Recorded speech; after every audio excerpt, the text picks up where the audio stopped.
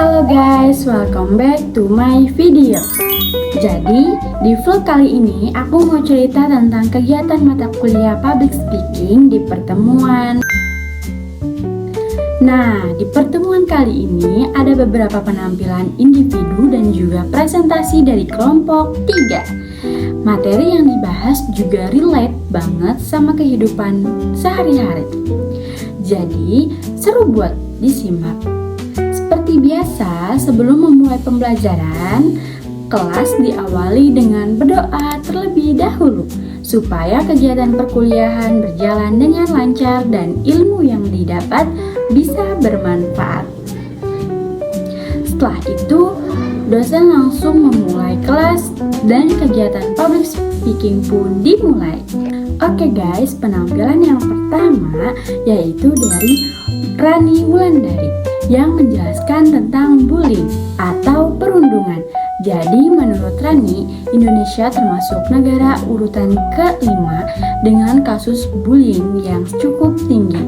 Yang bikin miris, bullying di sekitar kita tuh sering dianggap biasa atau dinormalisasikan. Padahal bullying itu tindakan perundungan yang dilakukan secara sengaja, bukan tidak sadar. Materi yang dijelaskan cukup menarik karena dekat banget sama kehidupan sehari-hari. Tapi masih ada beberapa kekurangan, seperti penapasannya yang kurang teratur saat menyampaikan materi, body language yang sedikit berlebihan, dan ada beberapa penguasaan kata yang typo. Lanjut ke penampilan kedua dari Dede Fitriani dengan judul Aku Insecure. Gimana nih? Nah guys, Dede menjelaskan kalau setiap orang pasti punya rasa insecure dalam dirinya masing-masing, dan itu hal yang wajar. Tapi insecure jangan sampai bikin kita down. Justru rasa insecure itu harus dijadikan motivasi supaya kita bisa berkembang jadi versi terbaik diri sendiri.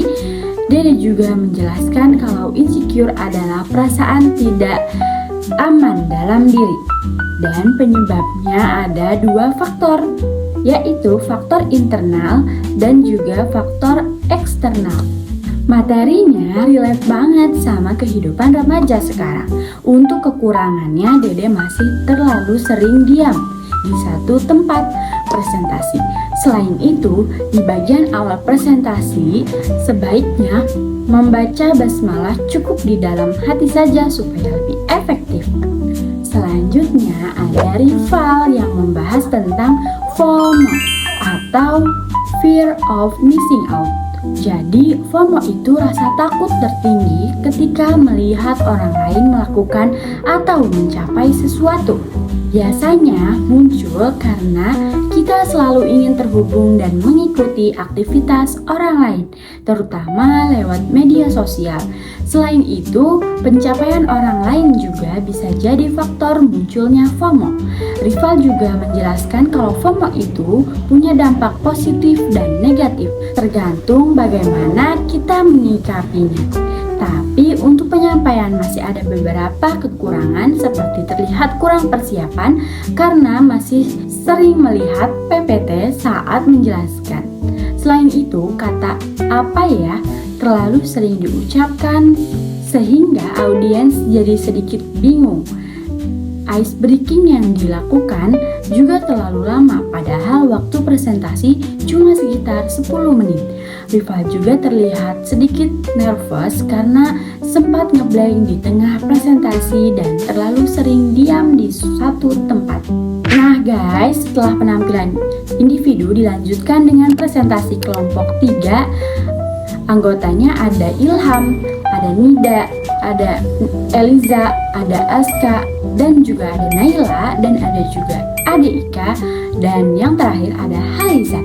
Kelompok ini membahas tentang perbedaan dan persamaan ceramah dan motivasi serta praktik menyusun pesan motivasi dan persuasi.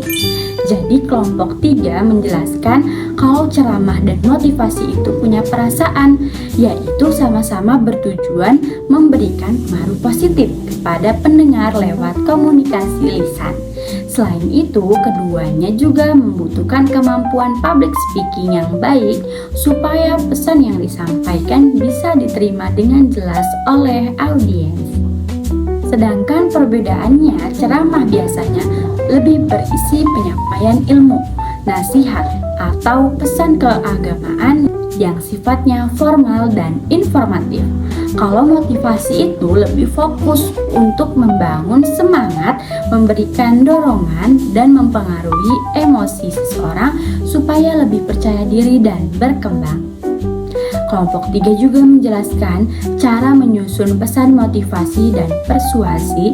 Jadi, dalam menyusun pesan motivasi, seorang pembicara harus memahami tujuan penyampaian materi, mengenali audiens, menggunakan bahasa yang mudah dipahami, dan memberikan contoh yang relate dengan kehidupan sehari-hari. Selain itu, penyampaian juga harus menggunakan intonasi yang jelas, percaya diri, dan mampu menarik perhatian audiens. Saat praktik presentasi, kelompok 3 terlihat cukup kompak dalam membagi materi dan menjelaskan pembahasan. Contoh-contoh yang digunakan juga sederhana, jadi mudah dipahami.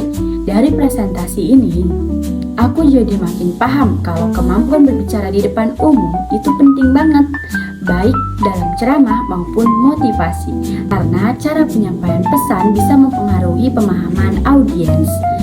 Oke, dari keseluruhan kegiatan pertemuan ke-12, aku belajar banyak tentang cara berbicara di depan umum yang baik, mulai dari penguasaan materi, pengaturan nafas, body language, intonasi, sampai cara membangun komunikasi dengan audiens. Selain itu, aku juga belajar kalau rasa nervous saat presentasi itu hal yang wajar, tapi tetap harus dilatih supaya bisa tampil lebih percaya diri. Oke guys, mungkin itu aja vlog singkat dari aku tentang kegiatan public speaking pertemuan ke. Sampai ketemu di vlog berikutnya. Bye!